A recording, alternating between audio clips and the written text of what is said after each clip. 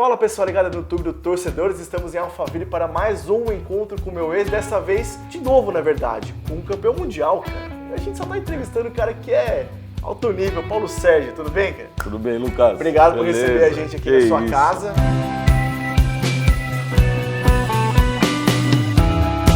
Você dá muita entrevista já, né, cara? Tá acostumado?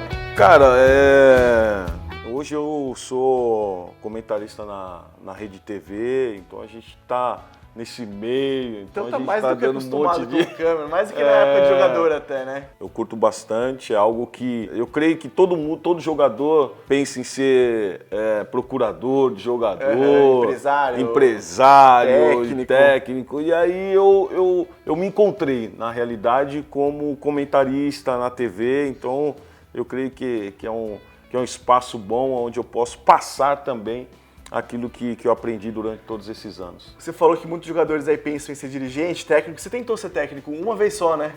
Em 2008, lá no Red Bull, e não deu certo porque não viu que não era o que você queria, ou as condições... O Red Bull hoje está numa condição muito boa, né? Primeira divisão do Paulistão, brigando aí para subir nas divisões nacionais. Na época não era tão bom assim, ou foi você mesmo que não curtiu a experiência? Na realidade, o que aconteceu, nós começamos do zero. Eu lembro até que eu levava o material para a comissão técnica, tinha que comprar material para os jogadores, fizemos peneira, e da peneira nós formamos uma equipe e começamos bem a competição, a Série B do Paulista, começamos muito bem a competição, e no meio da competição os dirigentes queriam trocar, e aí teve um jogo que eu entrei no vestiário nervoso com os jogadores, chutando tudo laranja. Isso era normal na minha época, hein?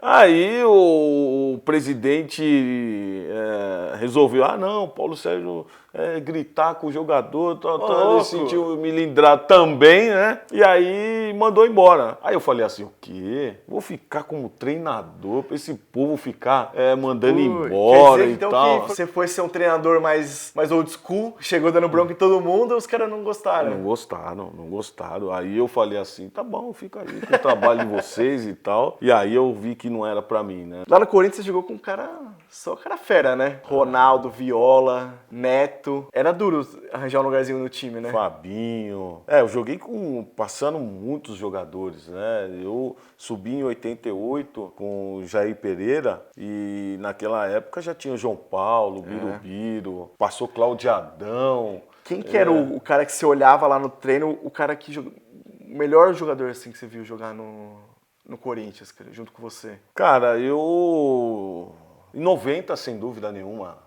o Neto foi um dos destaques, né, cara? Foi um dos destaques daquele título brasileiro. Mas nós tínhamos um grupo muito forte, né? Então, nós tínhamos um grupo muito equilibrado, desde o goleiro até os nossos atacantes, um bom grupo, banco de reserva. Então, eu creio que quem se destacou mais, assim, de todos eles foi o Neto, né? Seleção Copa de 94, cara, você estava no grupo, jogou pouco, né? Jogou só em 2 jogos, uns 20 e poucos minutos, mas aquele grupo você já sentia que ia ser campeão ou foi durante a Copa do Mundo? Cara, você fala assim, jogou pouco, né, cara? Tem gente que nem jogou, não, né? Jogou pouco porque são de minutos só, mas eu falo assim, tem gente que nem jogou, né? E eu tenho que se sentir assim felizardo, né? Lógico. Realmente, por estar naquela seleção, fazer parte daquele grupo, até porque o que me levou a estar na seleção, lógico que o Corinthians, quando eu estava no Corinthians, todas as convocações eu estava, e aí eu me transferi para a Alemanha, né? E o futebol alemão não era tão visto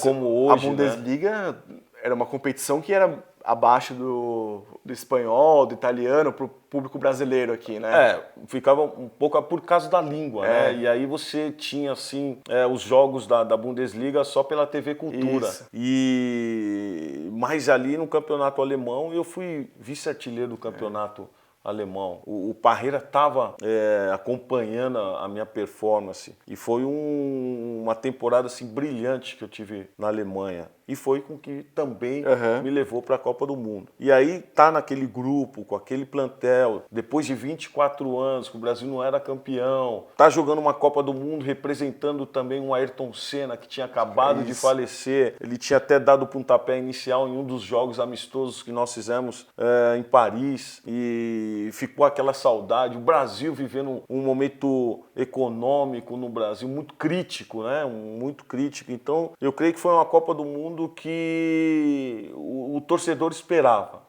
Tava na hora mesmo Por mais de ganhar, que muitos não acreditavam, por mais que muitos não estavam confiando naquela seleção, nós tínhamos jogadores maduros. Isso chegava em vocês assim? Vocês sentiam essa desconfiança gigante aqui do torcedor, até da imprensa? Ou era meio que blindado, assim? Como que vocês lidavam com isso? Chegava sim, e quando nós chegamos nos Estados Unidos, nós nos blindamos. Aí nós pedimos para não ficar entrando mais jornal, os comentários do Brasil, e aí nós focamos ali, porque nós sabíamos que nós tínhamos uma seleção que poderia ser campeã. Por mais que não seja aquele futebol atrativo que o torcedor esperava, mas nós jogamos com muita inteligência. Jogamos com muita inteligência e isso foi o fator predominante. E tinha um baixinho lá na frente que resolvia, né? Tinham dois. Dois, né? O Bebeto e o Romário. Como que era ser reserva desses dois? Cara, você fica até confortável, né? Você fica até tranquilo. Você só vai jogar se os caras deram uma brechinha. Mas eu também, eu jogava muito do lado esquerdo e do lado direito, né? Não era tanto como centroavante fixo. Mas uma das coisas que nós tínhamos como meta naquela seleção, vamos marcar certinho, não vamos dar espaço, porque uma hora ou outra os dois lá da frente vão resolver. Então, naquela época, nós tínhamos jogadores que resolviam, né? Sim. Nós tínhamos jogadores que você poderia confiar de olhos fechados, que iam resolver o mesmo. E esses dois fizeram uma grande Copa do Mundo. Eu creio que foi um momento ápice para o Romário. Foi mesmo. Você falou do início de carreira na Alemanha. Você passou quantos anos lá, juntando as duas passagens? Foram 7 anos. Dá pra se sentir um pouquinho alemão já? Cara, eu me sinto um pouco alemão, até porque eu falo que a Alemanha é minha segunda casa, né? Hoje como embaixador da Bundesliga, embaixador do próprio Bayern de Munique. Só o ano passado eu fui 10 vezes para a Europa, né? Viajando, apresentando um campeonato importante, dá pra se sentir mesmo, né? Então há um respeito, né? Depois de anos que eu parei de jogar futebol, 15 anos que eu parei de jogar futebol, há um respeito. Eu deixei um legado muito forte na Alemanha, então eu creio sim que a Alemanha hoje é minha segunda casa. Mas o começo da sua passagem na Alemanha não foi tão fácil assim em questão de adaptação, né? Teve alguns problemas com jogadores do Bayer Leverkusen. Como que era? Os caras não passavam a bola pra você, os caras não falavam com você no vestiário. Você sofreu com isso, né? Na realidade, cara, eu cheguei na Alemanha e eu não sabia falar inglês, eu não sabia falar alemão. Menos ainda, né? O alemão mais difícil ainda. Pouquinho que arrastava é aquele portunhol, né? E o único no time que falava espanhol era o Ben Schuster, né? Porque ele já tinha jogado no Real Madrid, no Barcelona. E o Ben Schuster foi o paizão para mim, né? Nós tínhamos o intérprete, mas o intérprete, a maioria do tempo, ficava com a minha esposa, porque nós estávamos com as duas crianças pequenas. E foi assim, momentos assim, onde que no início, eu não sei se você, torcedor, tá aí nos vendo, não sei se você sabe, naquela época só podia jogar 3 estrangeiros em cada equipe. Então, no Bayer Leverkusen era eu, um tcheco e um romeno. O restante eram todos de alemães. Faziam 5 anos que a Alemanha tinha caído o muro de Berlim. Então, o momento era complicado. Era né? Muito complicado. Pro estrangeiro até, a visão do alemão era o estrangeiro tomar o espaço dele, né? Ainda mais do pessoal que veio da outra parte da Alemanha. Isso. Então, quando eu cheguei muito bem dentro de campo, jogando muito, fazendo gols. Ou seja, os caras ficavam receosos pra caramba, né? Isso aí. Mas você sentiu diretamente o racismo?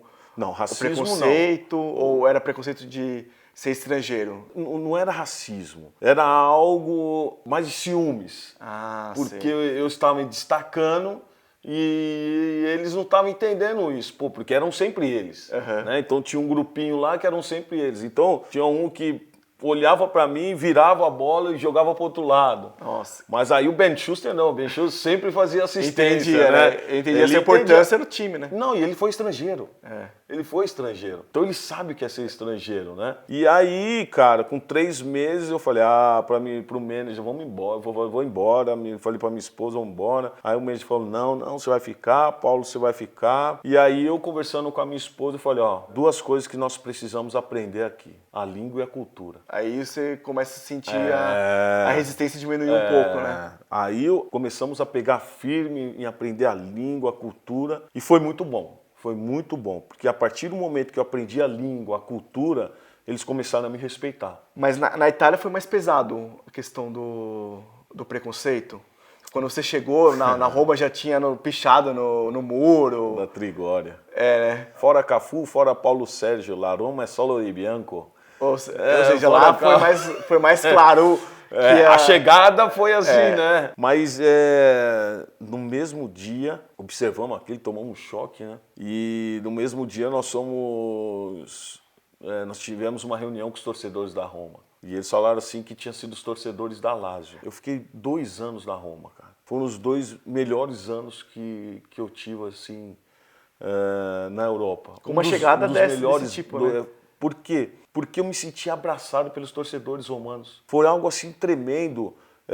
Mesmo eu não estando bem em campo, eles me apoiavam. É lógico que minha primeira temporada eu fiz 12 gols, fui para um contrato de 2 anos. No meu primeiro contrato, no primeiro ano, renovei por mais 2 anos. No meu segundo ano, fiz 12 gols também. E aí veio o Bayern de Munique, me contratou. Mas eu me senti abraçado, cara, pelo torcedor romano. E até hoje, depois de anos que eu saí de lá, eu posto fotos e tal, o romano sente saudades. Eu fui para a Itália o ano passado, no começo do ano passado também, abraçado pelos torcedores. Isso é muito gratificante. E no Bayern, se no Leverkusen você chegou numa situação mais difícil, no Bayern você voltou já ídolo, conhecido no país inteiro. E aí vieram os títulos que Bundesliga 2 vezes, Champions League, que era um grande título que o Bayern de Munique não ganhava há um tempão. Mundial de Clubes também, que na época tinha mais relevância pro brasileiro, às vezes era uma final só, jogo único. Como que foi essa passagem no Bayern para coroar tudo que você passou antes na Alemanha, né? Então, eu falo sempre que cada clube tem a sua história, né? E no Bayer Leverkusen foi o período de adaptação. E no Bayern de Munique foi o período de conquistas.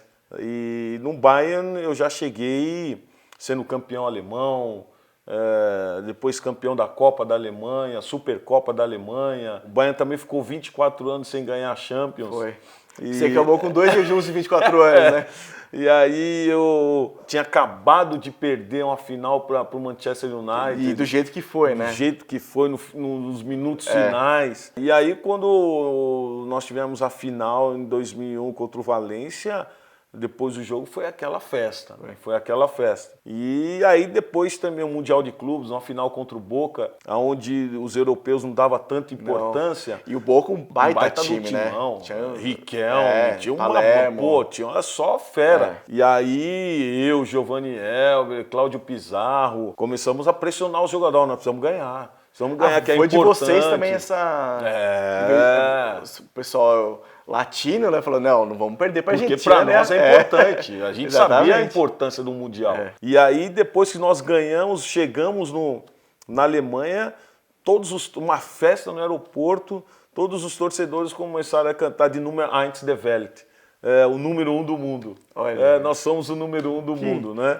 E vocês foram os caras que instigaram os alemães, né, a vencer. Você bebia na época? Não. Nunca bebeu? Nunca bebi. E a festa lá na Alemanha, como que era? Cara, eu ia pra Oktoberfest e tomava Apfelschorle. Um suco de maçã. E os caras lá com aqueles copões de cerveja e você com suco. Suco de maçã com água com gás, desse tamanho também. Tomava, se divertia com a galera, e os caras brincava com a galera. Normal, Respeitavam. Até hoje é assim, né? Eu fui agora na Oktoberfest como embaixador do Bayern de Munique o ano passado. Também o pessoal tomando e eu comia Apfelschorle.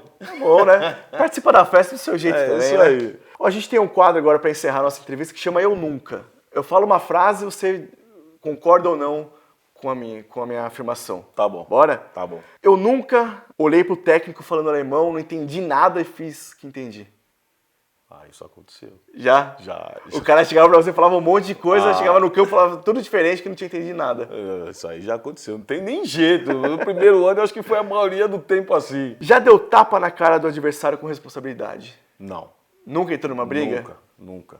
Eu lembro ainda que quando... Porque o Viola é Paulo Sérgio também, né? É o nome Paulo oficial Sérgio, dele, né? Ninguém Paulo conhece, Sérgio, né? Paulo Sérgio, e ele é 69, eu sou 69, então a gente é irmãozão. E eu lembro no Aspirantes, nós jogando uma preliminar do profissional no Pacaembu, lotado. O Viola foi pra cima do cara, bateu no cara, saiu. O juiz veio e me expulsou. Achou que era você. Achou que era eu, cara. Eu falei, não fui eu, pô. Então eu nunca... E o Viola? Falou que foi ele ou ficou quieto?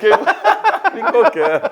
O Viola... O Viola era o cara que mais causava no vestiário, indo pro jogo. Quando aquele neguinho ficava me enchendo, a única coisa que ele tinha medo era de seringa, né? Ah, é? É. Aí eu pegava a seringa com agulha e corria atrás dele. Ele já saiu de dentro do vestiário, já pelado. Você tá zoando, com né? medo, Ele tinha muito medo de... Tinha muito medo mesmo. Eu nunca tive vontade de jogar em outro time além do Corinthians aqui no Brasil.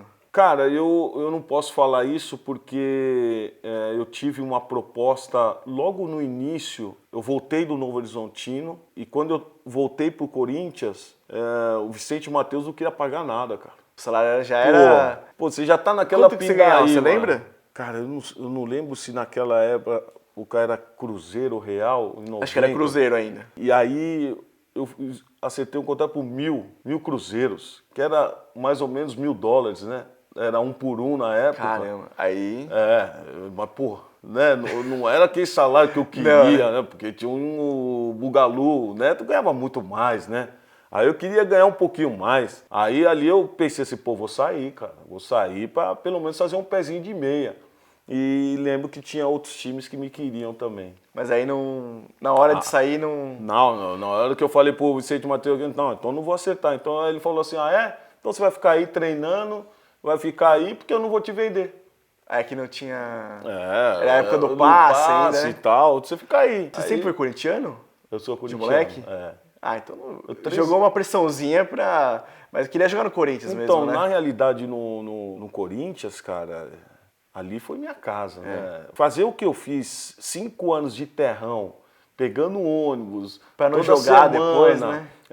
No amador, eu falo, nas categorias de base, pegando ônibus, ir num terrão, treinar. É porque eu tinha um foco, né, cara, de um dia ser profissional dentro do Corinthians. E graças a Deus conquistei. Eu nunca vi o Neto surtando no vestiário igual ele faz na TV. Já vi, já. Já viu? Várias vezes. E era no mesmo nível? O Bugalu? O Bugalu surta toda hora. Toda hora. Eu lembro uma vez que eu briguei com ele, né? E aí eu falei, fica quieto aí, seu gordo. Tem que ficar correndo pra você, pô, né? Aí depois nós tínhamos a concentração à noite. Aí eu fiquei, pô, caramba. Peguei pesado, né? Peguei pesado, aí cheguei à noite, né? Falei, pô, Buga, perdoa aí que eu falei pra você. Não, Paulo, beleza, você tava nervoso, eu também tava nervoso, me desculpa, vamos lá, abraçamos. É Bugalu? Bugalu. O que é Bugalu, cara? Você lembra, antigamente tinha aquele Bugalu, Fortinho, Gordinho, Depois procura aí, você vai ver, põe lá, você vai ver. Pô, então o peso do Neto já era um assunto... Pô. Vocês zoavam bastante. Zoava. E ele ficava muito puto? Ficava nada. Zoeira. Zoeira. Chamava o Ronaldo de queixada, pô, tinha um queixo, lembra? Não, pô, tinha um queixo. Os caras também me chamavam de Buiú. Sério? Lembra o Buiú da Praça é Nossa? Sei. Os caras... Então era Bugalu o apelido do Neto. Bugalu. Então já teve que aguentar o Neto gritando pão no vestiário. Já. Várias vezes. Paulo, muito obrigado aí pela conversa, cara. Foi um prazer saber mais aí da sua história. A galera às vezes não sabe muito, é década de 90, começo dos 2000, tinha menos informação, né?